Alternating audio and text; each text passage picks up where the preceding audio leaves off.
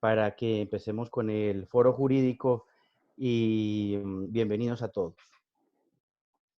Pues muchas gracias, Luismi. Como él decía, Gemma Sanz de Madrid Network. Madrid Network es la red de innovación de la Comunidad de Madrid, donde ayudamos pues, en 3 líneas fundamentales: la búsqueda de financiación, la búsqueda de partners tecnológicos o comerciales para algo tan fundamental como es el crecimiento empresarial. Pero en estos momentos tan difíciles y tan extraños, queremos sobre todo ponernos a vuestra disposición para todo lo que podamos ser de utilidad.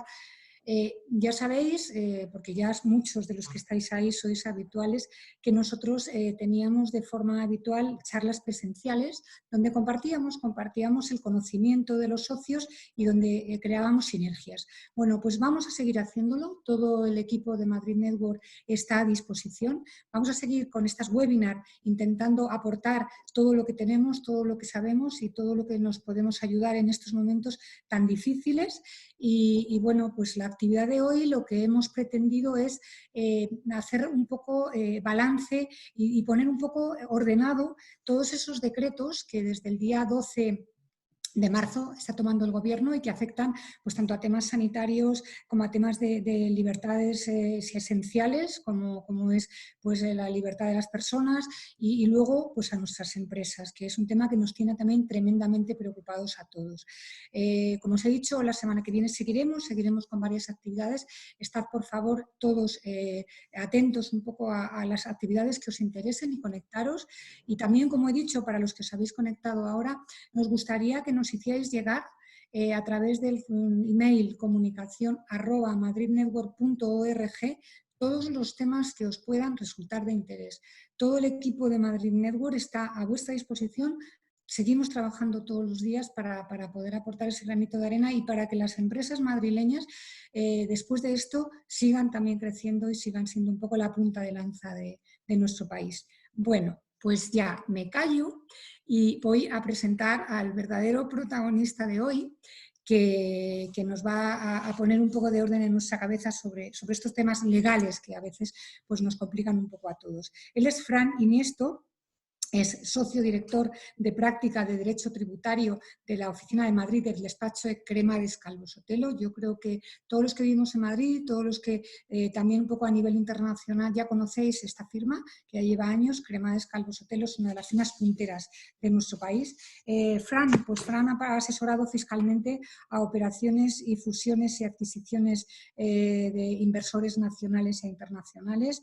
Entre sus clientes están varias compañías de promoción inmobiliaria, pero en su background ha sido monje antes que fraile, porque él ha montado una empresa, ha montado una pyme, por eso también nos entiende mucho mejor toda la problemática que le podáis poner.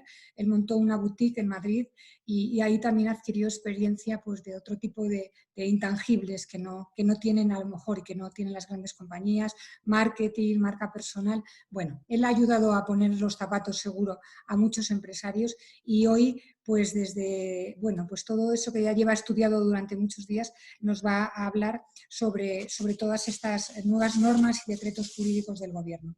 Así que vamos a empezar ya y la primera pregunta sí que te lanzo, sin anestesia ni nada, Fran, es danos un poco tu visión de esta situación, sobre todas las preguntas que te han ido haciendo, sobre un poco todo el trabajo que has realizado estos días, tu visión personal sobre esta situación. Muchísimas gracias, Gemma, por tu amable presentación. En relación a esta primera pregunta, al final esta es una situación por todos desconocida y me voy a remitir en esta webinar a la utilización de 2 palabras que van a ser muy recurrentes. Es una situación transitoria y una situación temporal. Por lo tanto, esto es lo que nos tiene no solo que animar, sino que tenemos que tenerlo siempre como premisa en todo lo que vamos a hablar en esta ponencia. Si bien es cierto que tú comentabas que los reales decretos comenzaron el 12 de marzo, cosa que es verdad, pero realmente el 11 de marzo se produjo también un hecho que hay que destacar, que es, digamos, no sé si el punto de inicio, pero una cuestión que hay que destacar, que es que el 11 de marzo la Organización Mundial de la Salud elevó esta situación de emergencia a raíz del COVID-19 como una situación de pandemia internacional, pandemia general internacional. Por lo tanto, pues desde el 11 de marzo ya empezamos a predecir pues esta situación, pero insisto, transitoria y temporal en la que nos encontramos. ¿Y cómo lo veo? Yo a las personas de mi equipo les doy la siguiente visión y les digo, chicos, bueno, chicas, que hay mayoría de chicas en mi equipo, les digo, chicas, vamos en un barco, tenemos que estar más unidos que nunca, porque esto nos está fortaleciendo ahora y nos va a fortalecer en el futuro. Estamos en plena alta mar, con una tempestad enorme, y a nuestro lado tenemos barquitos, que son nuestros clientes, que es el público y la sociedad en general, a los que les tenemos que ayudar, a los que les tenemos que dar lo mejor de nosotros mismos. ¿Y con qué finalidad? Pues con la finalidad de llegar al puerto. No solo todos estos barquitos que están a nuestro alrededor, sino también nosotros mismos. Por lo tanto, esta es la visión que planteo de esta situación. Bueno, nos ha gustado eso de transitoria y temporal, porque bueno, nos anima un poquito. Mañana lo sabemos, no está mal, nos lo recuerdes, y lo de remar todos juntos, la solidaridad, que la verdad es que se está demostrando estos días, pues nos da un poco de fuerza, ¿no? Pues ahora, Fran, haznos así un repaso general de los reales decretos, que es verdad que todos nos estamos informando por los medios de comunicación, pero si los tenemos ordenados, pues seguro que será mejor para todos. Bueno, pues comienzo. Siempre voy a remarcar también, Gemma, lo que tú has dicho. Tenemos que ser positivos y nos tenemos que animar y tenemos que motivarnos. Por lo tanto, yo también ahora, cuando hable, voy a intentar transmitiros eso. ¿De acuerdo? Comenzamos.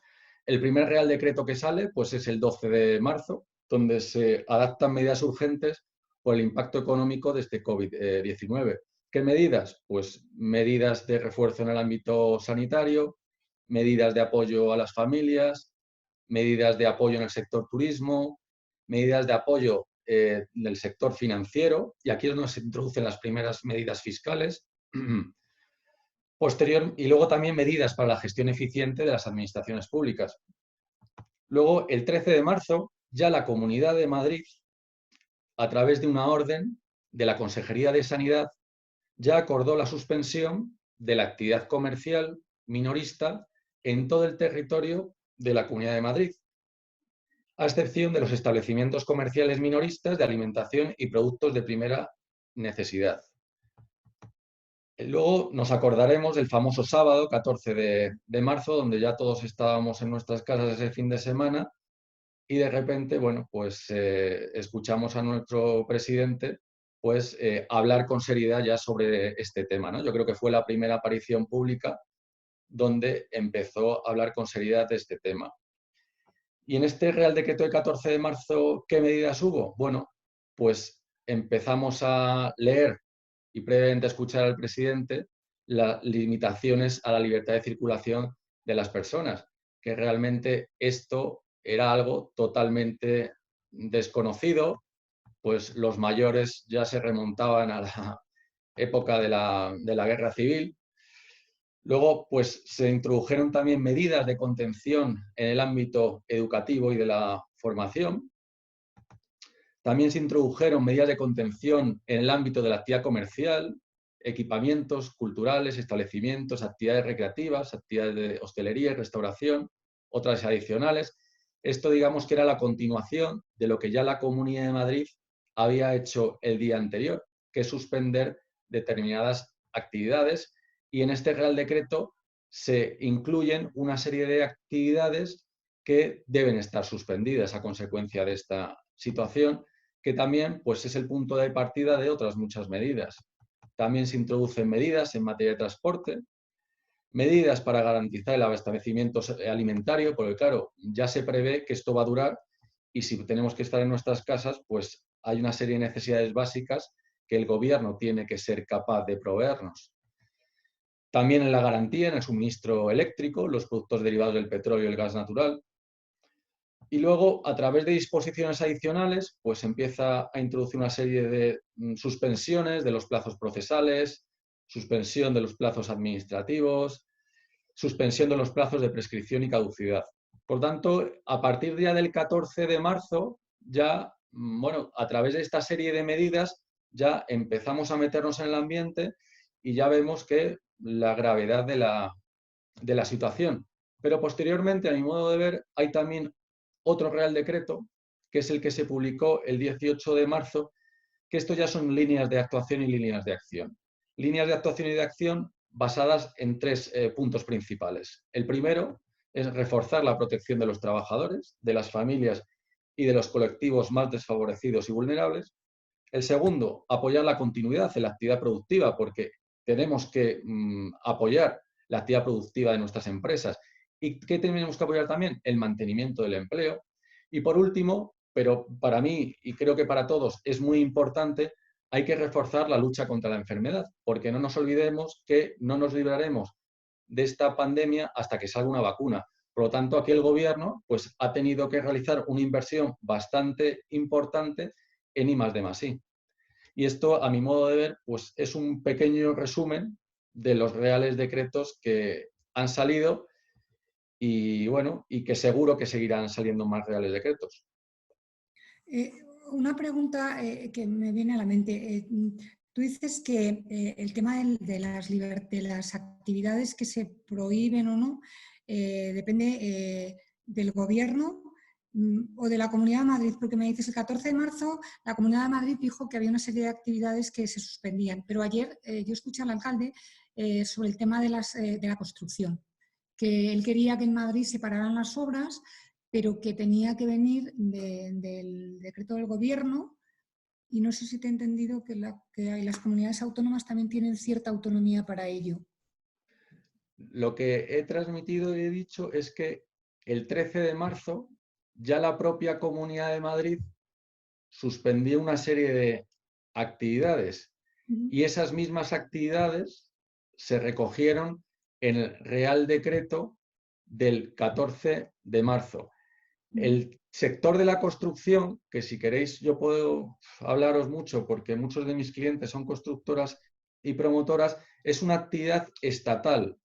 Por lo tanto, a mi modo de ver, debería ser el gobierno en que introdujera la suspensión y no las comunidades autónomas. Entonces, me da que lo que has escuchado pues va en estos términos. Pero que lo sepáis, la construcción no es una de las actividades que ha quedado suspendidas. Y luego cuando hablemos de, pues, por ejemplo, de medidas laborales, pues veréis también la importancia que va a tener esto. Vale, lo que está ahora en la cabeza de muchos es el tema ERTES, esa palabra que parece que había quedado un poco ahí olvidada después de la reforma laboral y que ahora tiene plena vigencia. ¿Nos podrías un poco hablar, darnos unas pinceladas, profundizar un poco en el tema de ERTES, que seguro que muchos que nos están escuchando les afectará, y bueno, tanto como empresa como trabajadores? Vale. A ver, el ERTE es un expediente de regulación temporal de empleo.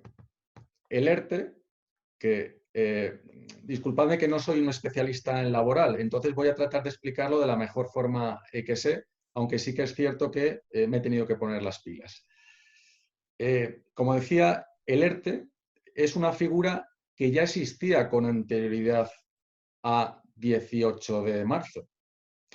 El ERTE ya estaba regulado en un Real Decreto del año 2012 como motivo, como procedimiento de despido colectivo y de suspensión de contratos y de reducción de jornada.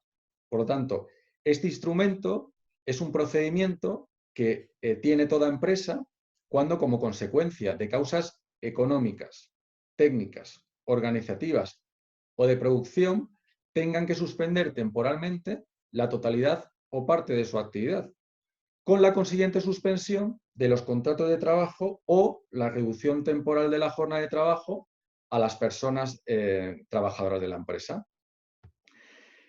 ¿Qué es lo que sucede? Que el 18 de marzo el gobierno pues introduce, o mejor dicho, agiliza el procedimiento que ya existía regulado con anterioridad a esta pandemia. ¿Y qué es y el alcance y duración de las medidas de suspensión de los contratos de trabajo y de reducción de la jornada? Lo que van a hacer es adecuarse a esta situación coyuntural, nuevamente transitoria y temporal, que es la que se pretende superar, que es la del COVID-19.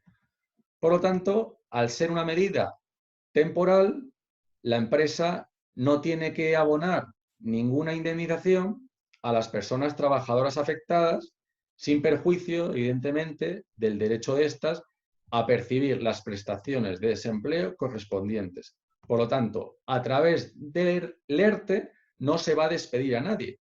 A través del ERTE lo que se va a hacer es suspender los contratos de trabajo de las personas empleadas.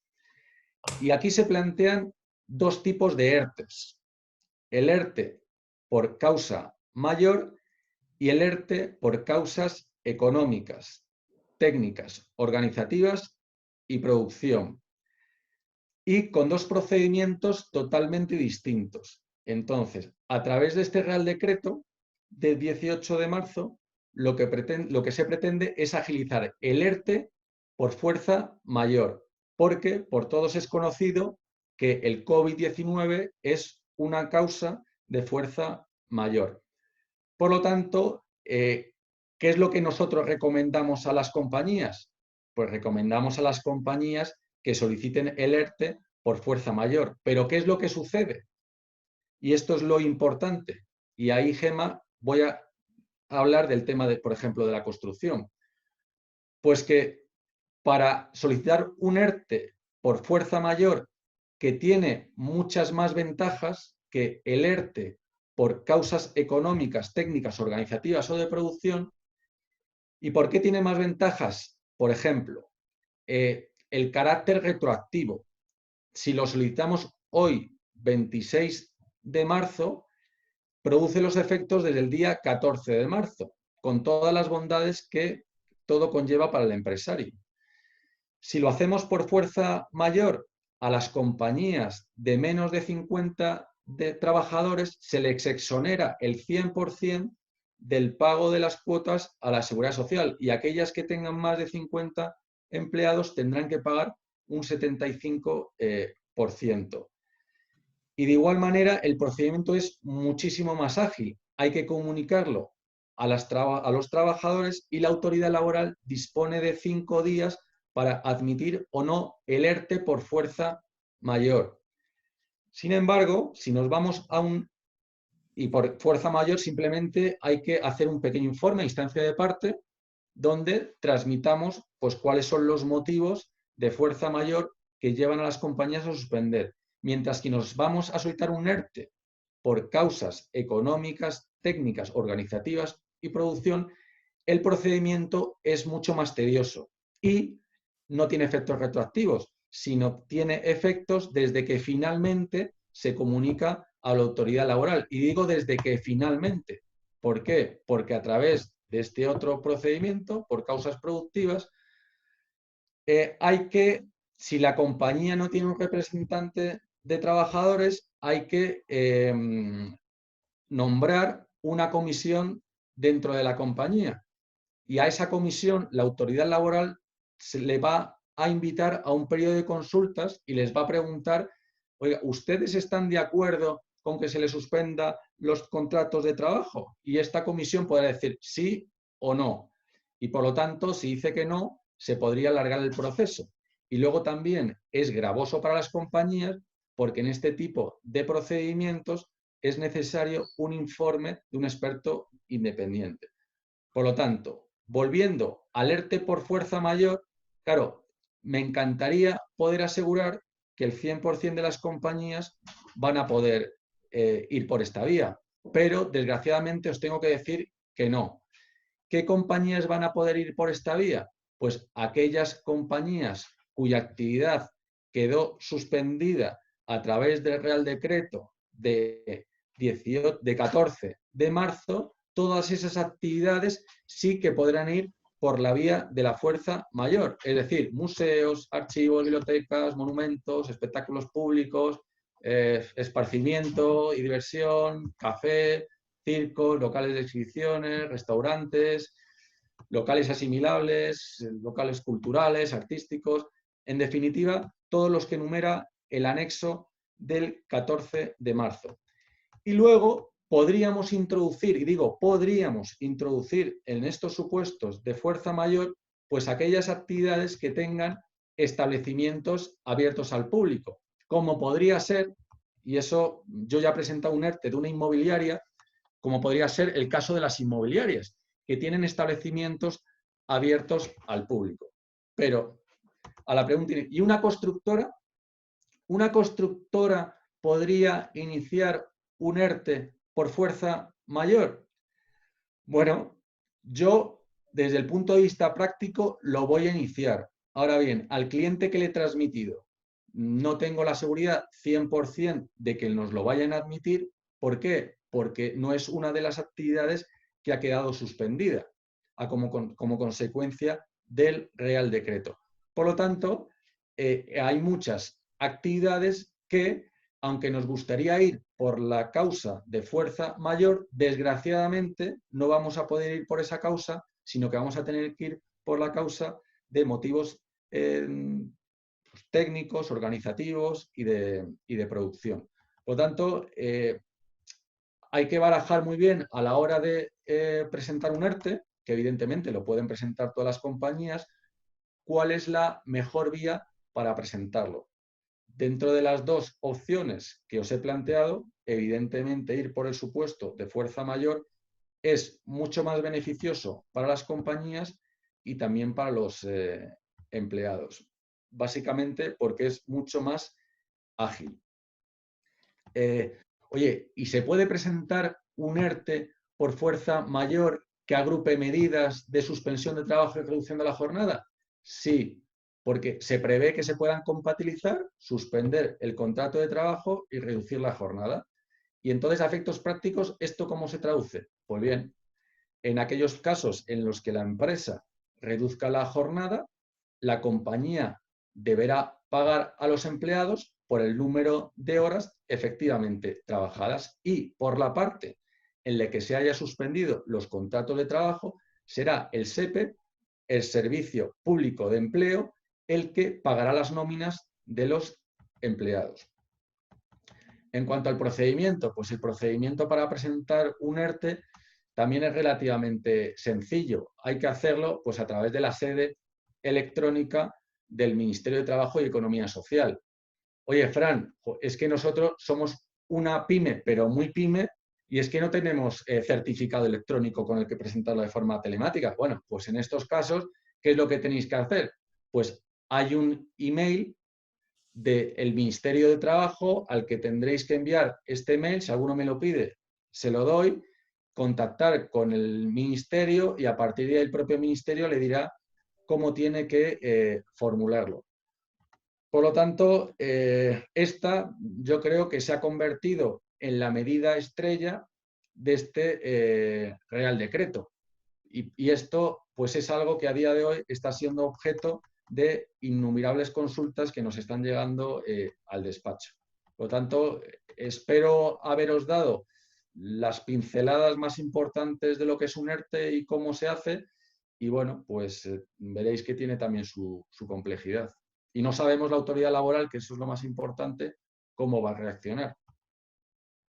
Pues la verdad es que Fran sí que ha sido tremendamente esclarecedor, y luego sin duda pues quedan muchas cosas en el aire, porque claro, actividades como pues David, que tiene una empresa de marketing, pues eso está prohibido o no, pero tienes clientes, mi sobrino por ejemplo que tiene una clínica de fisioterapia, si es que al final peluquerías, cosas un poco, pero bueno, sin duda poco a poco iremos resolviendo toda esta serie de dudas. La clínica de fisioterapia, Gema, sí que se podría incluir como causa de fuerza mayor. La compañía de David, complicado. Pero podríamos ir por el ERTE por circunstancias de producción. Sí. Bueno, seguro que con la ayuda de todos los jurídicos que estáis ahí día a día estudiando todas estas cosas, pues seréis un poco nuestra tabla de salvación también. Casos prácticos también, y que pregunta mucho la gente, el tema de los contratos de arrendamiento, tanto a nivel de locales como a veces también a nivel personales. Explícanos un poco sobre esto. Vale. Sí, efectivamente, muchas consultas que nos llegan en este sentido es, oye, ¿se puede resolver un contrato de arrendamiento en estas circunstancias? Y bueno, nosotros lo que les decimos, y vuelvo otra vez a imperar, estamos ante una situación transitoria y temporal. Por lo tanto, lo que les digo a mis clientes es, bueno, hay un principio general, que es que los contratos nacen para ser cumplidos. Es un principio que nosotros llamamos con el latinajo pacta sunt servanda, que lo que viene a decir es que oye, las obligaciones que nacen de los contratos tienen fuerza de ley entre las partes contratantes y deben cumplirse a tenor de los mismos. Y de igual manera, no solo obligan al cumplimiento de lo expresamente pactado, sino también a todas las consecuencias que, según su naturaleza, sean conformes a la buena fe, al uso y a la ley. ¿Y esto significa que si concurre una circunstancia excepcional no se puede modificar o modular? No.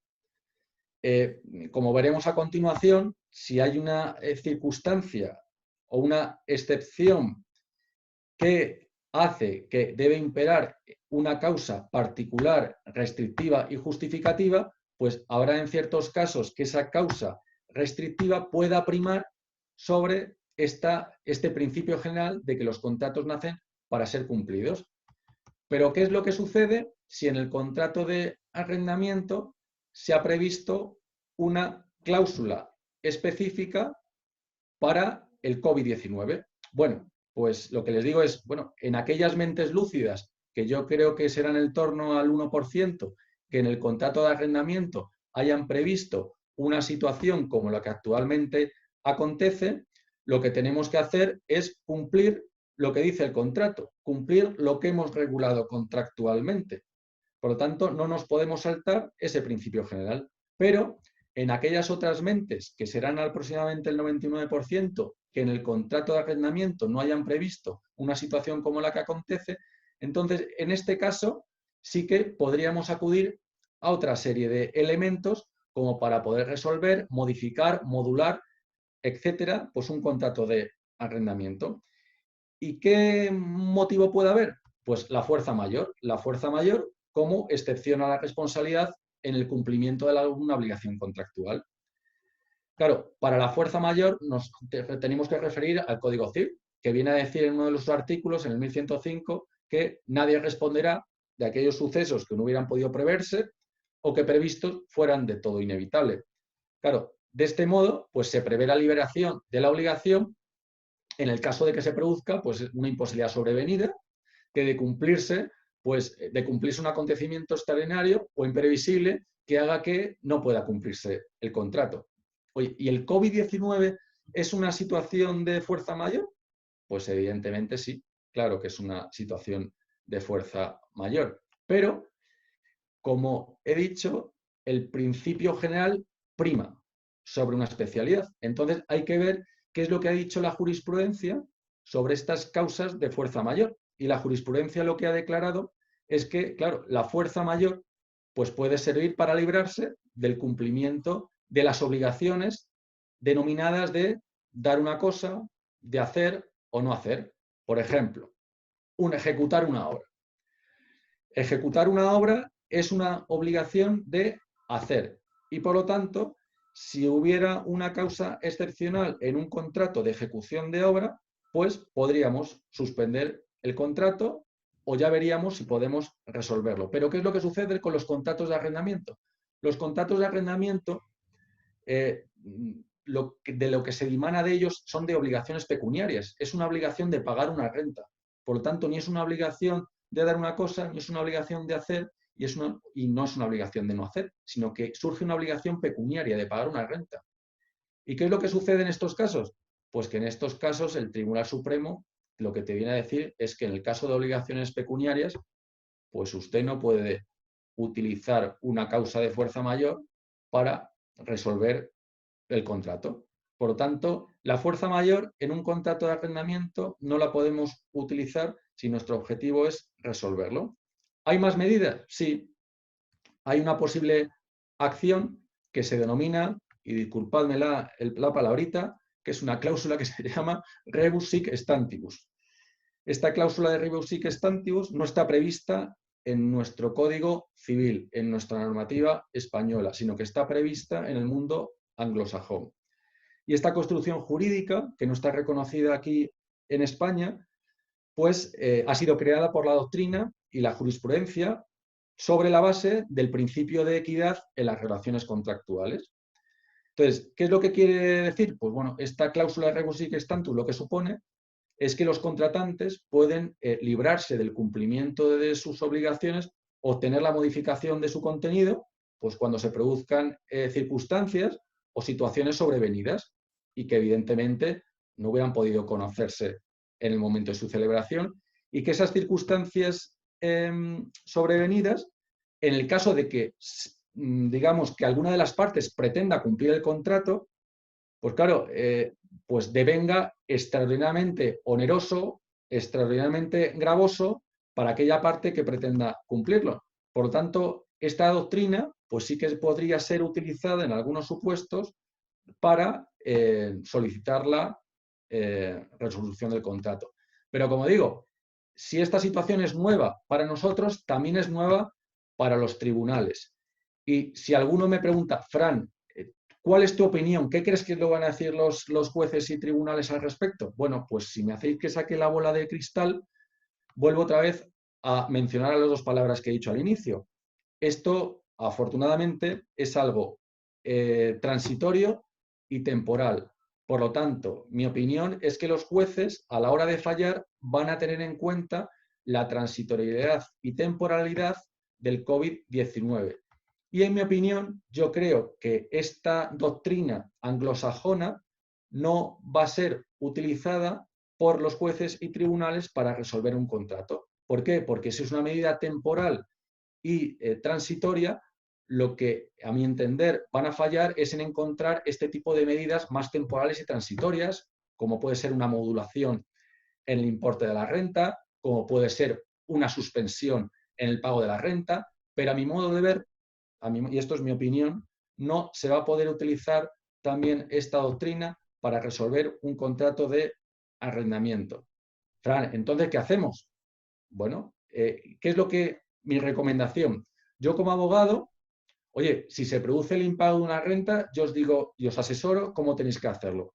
Nos metemos un procedimiento de reclamación de cantidad, también podemos incoar un procedimiento de desahucio o podemos acumular ambos. Pero, aparte de ser abogado, soy abogado y una persona práctica.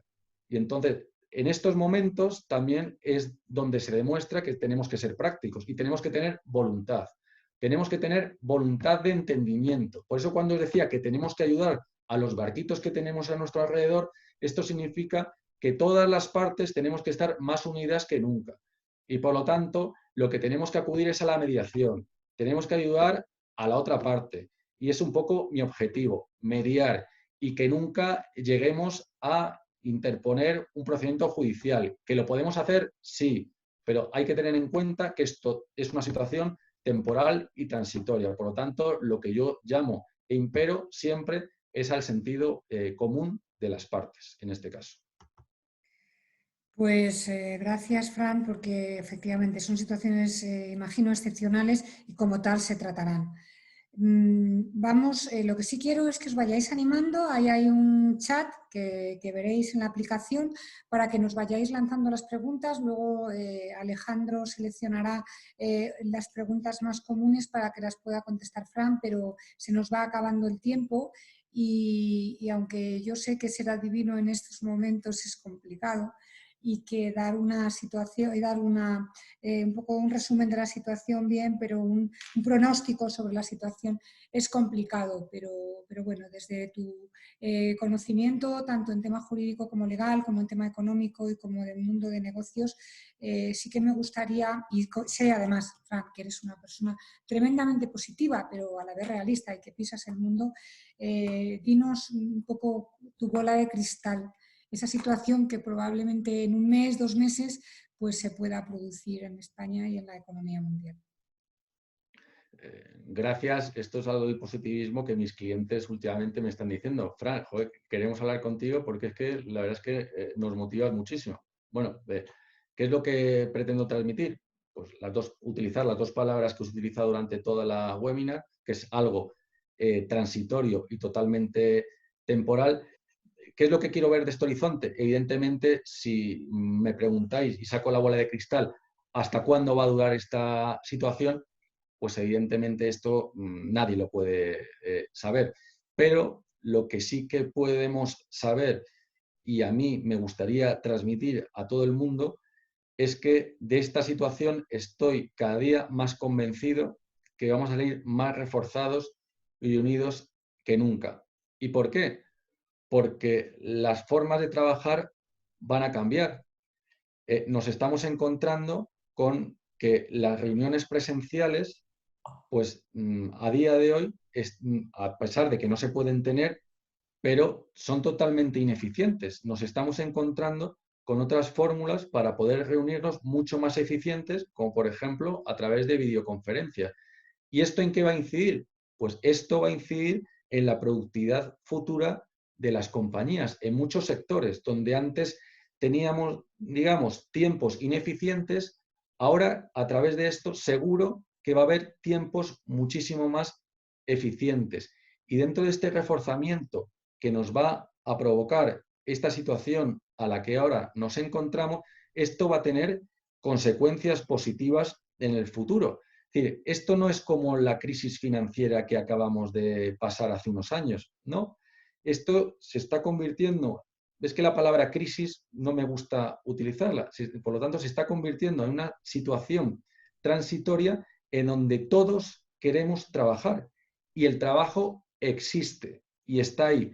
Lo que está sucediendo es que nos estamos viendo impedidos para llevarlo a cabo. Por lo tanto, en el momento en que se reanude este estado de alarma, vamos a estar con mucha energía, con muchas ganas y toda la sociedad, vamos a tirar del carro y vamos a fortalecer la economía que a día de hoy está totalmente resentida. Y aunque esto es una charla totalmente apolítica, y yo en esto quiero también transmitir unidad en estos momentos, pero independientemente de la ideología que se tenga, pero unidad, pero no deja de tener sentido que en el momento en el que se reanude la situación económica, también será motivo para implementar situaciones post esta situación de crisis. Y estas actuaciones o acciones post van a ser en el ámbito tributario, en el ámbito económico, y es ahí donde tendremos que ver pues cuál es el camino que tiene este gobierno, que yo espero que el camino sea el de fortalecer la economía y el de ayudar a las empresas, a las familias y a los sectores más desfavorecidos. Oye, ahora le voy a pasar la palabra a Alejandro Rodríguez, que va un poco a ponerte las preguntas que están llegando a través del chat, pero es que me llegan a través del mail de varios asociados nuestros una pregunta de forma reiterada. ¿Hay modificación prevista con respecto a las obligaciones y los plazos de IVA y trimestral de autónomos? A ver, en uno de los consejos de ministros que ha habido esta semana, se ha planteado esta posibilidad. Mira, voy a aprovechar esa pregunta. Al final, en estas webinars está muy bien porque nos posibilitan dar avisos para navegantes. Entonces, como os he hablado antes de que en uno de los primeros reales decretos del gobierno, que fue el del 13 de marzo, pues ya el gobierno ya hablaba de medidas de índole tributaria. En aquel momento, pues el gobierno estableció un aplazamiento, fraccionamiento para las pequeñas y medianas empresas, para importes inferiores a 30.000 euros, y al final los fiscalistas como yo dijimos, bueno, pues esto comienza bien porque en el primero de los reales decretos ya empiezan a introducirse medidas en el ámbito tributario.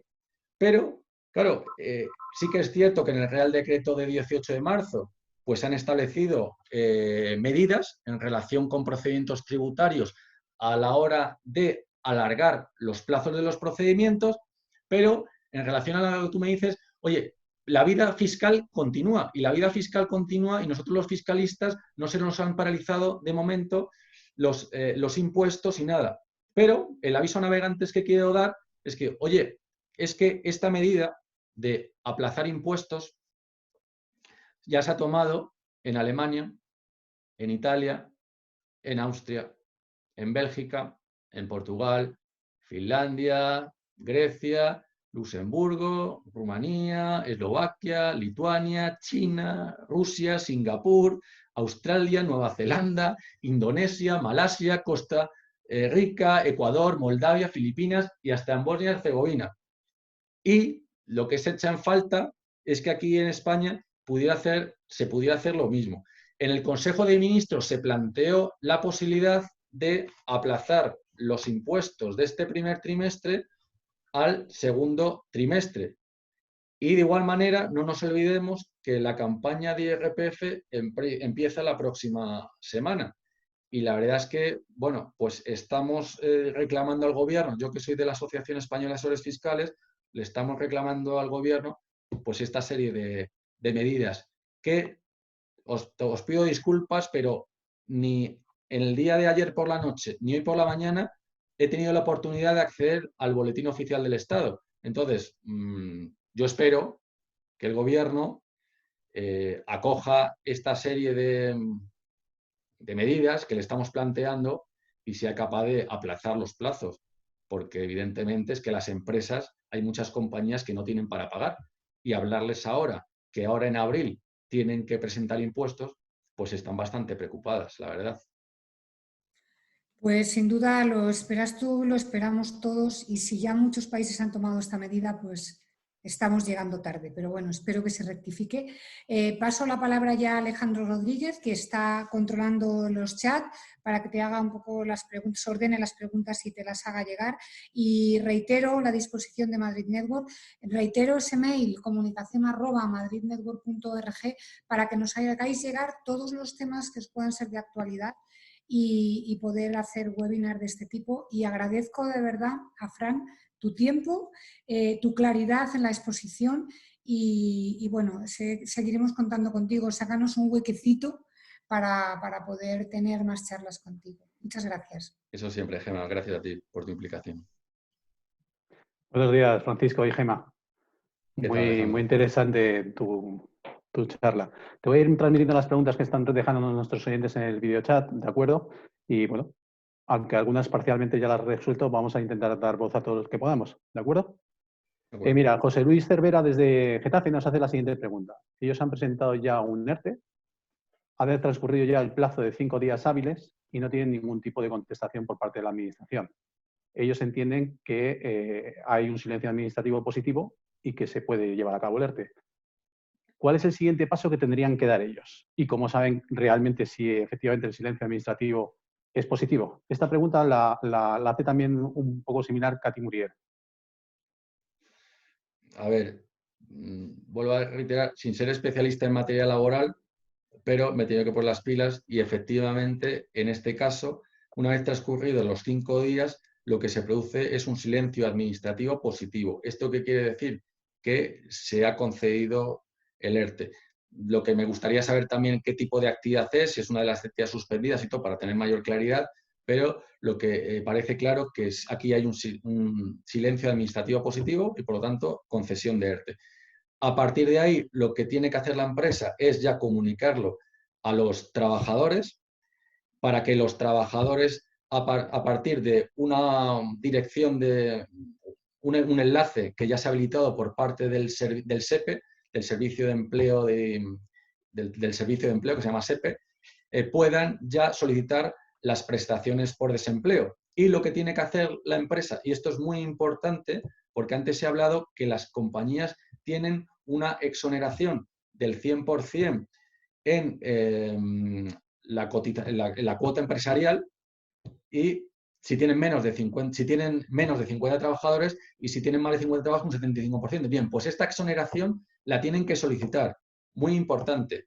¿Vale? Por lo tanto, 1, lo tienen que comunicar a los empleados para que ellos puedan acceder a la prestación por desempleo y 2, que la empresa lo comunique también a la Seguridad Social para obtener la exoneración. Genial. Pues creo que queda contestada. Otra pregunta, aunque lo has comentado por encima al final de tu charla, vamos a darle voz a Gonzalo Figuera. Él nos pregunta si hay alguna modificación prevista respecto al aplazamiento de las obligaciones de presentar el impuesto del IVA para pequeños autónomos y empresas. Sé que para el IRPF ya has hablado del aplazamiento, pero para el IVA, ¿sabes si hay alguna modificación? Vale, un matiz. Para el IRPF de momento no hay ningún aplazamiento. O sea, ¿qué ¿No es lo había una que, posibilidad de aplazamiento? qué es lo que a Vale, ver, ¿qué es lo que ha reformulo habido? la pregunta. Ah, perdón. No, no, sí, sí. Sí, o sea, la tengo. Mira, el 13 de marzo el gobierno instauró una serie de medidas encaminadas a aplazar y fraccionar las deudas tributarias.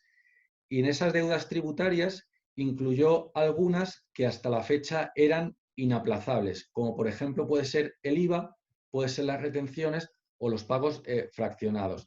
Ahora bien, esta medida de aplazamiento o fraccionamiento, que en el caso de fraccionamiento podemos ir hasta 6 meses y en los 3 primeros meses no se devengarán interés de demora, solo está prevista para las pequeñas empresas, es decir, que en el ejercicio 2019 hayan facturado menos de 6 millones de euros y solo está previsto para deudas inferiores a 30.000 euros.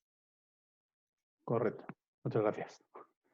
En el caso, has dicho que tienen que ser empresas pequeñas, ¿verdad? En el caso de Reducida las, dimensión. sí.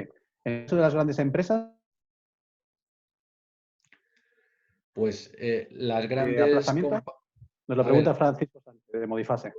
vale, pues las grandes compañías lo que tienen que hacer es acudir a los procedimientos de aplazamiento y fraccionamiento que a día de hoy existían.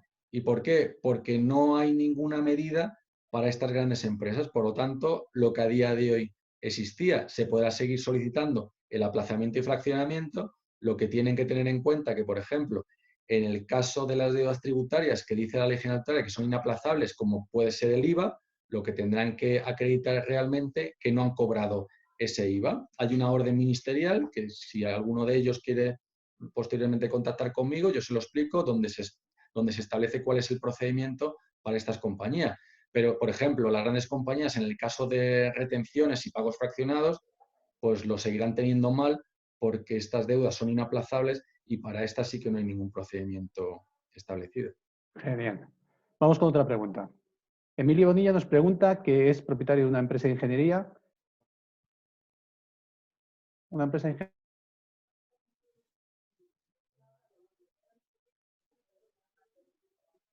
Te acabo de perder, Alejandro. Ah, perdona, ¿me oyes bien ahora? Ahora sí. Ah, disculpa, no sé qué ha pasado. Emilio Bonilla nos pregunta que tiene una empresa de ingeniería. ¿Él podría acogerse a un ERTE por causas de fuerza mayor? A ver, habría que analizar cada caso concreto. Una empresa de ingeniería como tal no está dentro de las actividades suspendidas por el Real Decreto de 14 de marzo y, por lo tanto, a priori no cabría la causa de fuerza mayor. Ahora bien, creo que lo he dicho también al inicio, nuestra recomendación es, y esto, si me oye cualquier autoridad laboral, va a pensar que cómo animas a la gente. Bueno, pues al final, si hay un muy buen informe motivado, donde hay una conexión directa de la pérdida total de actividad lo conectamos con, oye, es que libertad de transporte, libertad de movimiento de las personas, no sé, es que yo tengo un establecimiento abierto al público, me suena raro, ¿no? Que una ingeniería se basara su actividad en un establecimiento abierto al público, pero bueno, por eso hay que hacer un traje a medida. En resumen, resumiendo y para concretar, la fuerza mayor estaría prevista para las actividades suspendidas en el Real Decreto y la ingeniería no lo está, pero yo no descartaría analizar más la actividad, ver los pormenores y mi recomendación sería, si existe cualquier indicio en el que pudiera haber una causa de fuerza mayor, pues intentar solicitarla. Siguiente pregunta. Mira, Jorge Miralles nos hace una pregunta y es la siguiente. ¿consideras que la mediación puede ser un proceso más rápido y económico que acudir a la vía jurídica? Bueno, entiendo que es que acudir a la vía judicial y la mediación, a ver, en una circunstancia como la que hoy acontece, temporal y totalmente transitoria, qué duda cabe que la mediación es muy importante. La mediación, lo que tenemos que utilizar es el sentido común y a situaciones anormales como la acontece, dar respuestas normales. Y la mediación puede ser una de ellas. Fenomenal.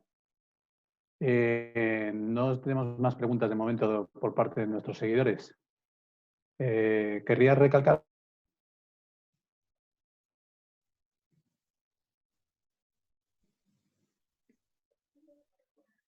Te acabo de perder, Alejandro. ¿Otra vez? No sé. Bueno, ya sabéis. Se ve que las redes están muy saturadas. Lo siento, no sé por qué es. No, que digo, que nuestros seguidores no nos han hecho ninguna pregunta más. Si nos mandan, muchos de ellos dan por contestar las preguntas en tu primera presentación y en las consiguientes que se han dado. Que si querías añadir alguna cosa más. Bueno, Lo mismo te digo. agradecer a todos y me quedo yo por mi parte a vuestra disposición. Si alguno a través de nuestro, pues si quiere mi email, yo se lo doy, sería fjininiesto@cremadescalvosotelo.com y bueno, pues quedo a vuestra entera disposición para lo que necesitéis. Y vamos a intentar ayudarnos en esta situación todos. Pues de parte, como he dicho, de Madrid Network, lo mismo, a vuestra disposición la red, todo el equipo estamos trabajando, así que seguidnos la semana que viene y enviadnos cualquier cosa también que podamos ayudaros, que podamos asesoraros, que podamos organizar, que podamos compartir. Ánimo y vamos que esta lucha, como dice Fran, solo que son unos días y vamos a resistir. Perdóname un momento, que han entrado un par de preguntas más. ¿Tenemos tiempo, Gemma, para poderlas contestar? Y una par de preguntas rápidas y sí, vamos fenomenal. para que sigáis trabajando. Vale. Bueno, un espectador anónimo nos hace una pregunta muy escueta, pero muy interesante. Buenos días. ¿Cuál será la indemnización para los trabajadores? Entiendo que será en caso de un posible ERTE o no lo sé. Eso creo que lo he comentado. En los casos de ERTE no hay indemnización para los trabajadores, porque lo que hablamos es de suspensión del contrato de trabajo. No se les está despidiendo, por lo tanto no hay indemnización. Una indemnización directa, vale. María Vázquez nos hace la siguiente pregunta. ¿Personal técnico especialista de baja podría ser un refuerzo para alegar fuerza mayor? Bueno, tendría que ver y situarme exactamente cuál es el sector al que se está refiriendo, pero si es una de las actividades que ha quedado suspendidas por el Real Decreto de 14 de marzo, la respuesta es tajante. Sí, hay que ir por el supuesto de causa mayor. En algunos otros casos tenemos que hacer ese traje a medida y tenemos que analizar caso por caso. Eso, vale. Si queréis, es en el propio Real Decreto al final, establece un anexo de actividades. Nos dice María que es una empresa de ingeniería también. Nos lo aclara ahora en un consiguiente comentario. Pues, María, hay que hacer un traje a medida y hay que analizar si podemos ir por la vía de la causa de fuerza mayor, porque, como ves, no es una actividad de las que ha quedado suspendida. Por lo tanto, tenemos un riesgo importante de que no lo admitan por esta causa. Francisco, como verás, pues hay gente inquieta.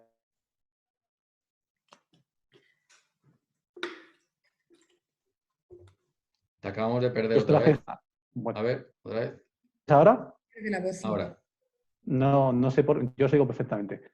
Que digo que me gustaría que volvieses a repetir la forma de contactar contigo, porque veo que hay gente hay preguntas que en el desarrollo de la charla se han contestado, pero hay gente que necesita ese traje a medida que dices tú y la verdad es que creo que podrían contactar contigo en cualquier momento. Repite el email, por favor. Para todos los interesados pueden contactar conmigo en la siguiente dirección.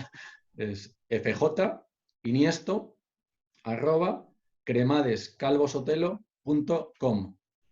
Está puesto en el chat para todo el mundo también. Genial, efectivamente, lo acaban de colgar en el chat. Quien quiera contactar con Francisco, el email que acaba de decir está en el chat general para todo el mundo, ¿de acuerdo? Bueno, pues veo que lo están agradeciendo. Muchas gracias. No tenemos más preguntas de momento. No, simplemente dar las gracias a todos los que habéis asistido.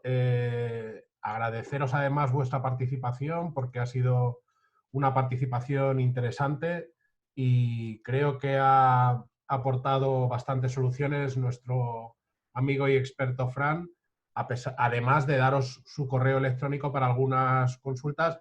Intentar no ser extenso con las consultas porque está bastante saturado, pero por supuesto os lo he abierto amablemente para que cualquier pregunta interesante que tengáis la podáis hacer.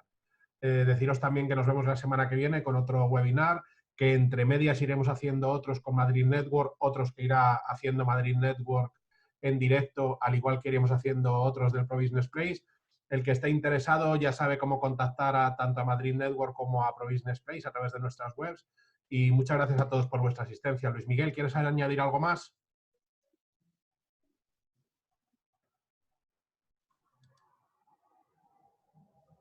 Luismi, no se te oye. El micro, Luismi. El micrófono quitado. Nada, espera. Simplemente estaba diciendo que agradecer a todos los asistentes. Estoy viendo que están llegando varias felicitaciones. Agradecer a Fran, nuestro tesorero y vicepresidente de la asociación, y os esperamos el próximo jueves. Muchas gracias a Gema Madrid Network y ya os enviaremos el link para nuestro próximo webinar. Un abrazo a todos. Hasta luego. Gracias a todos. Gracias.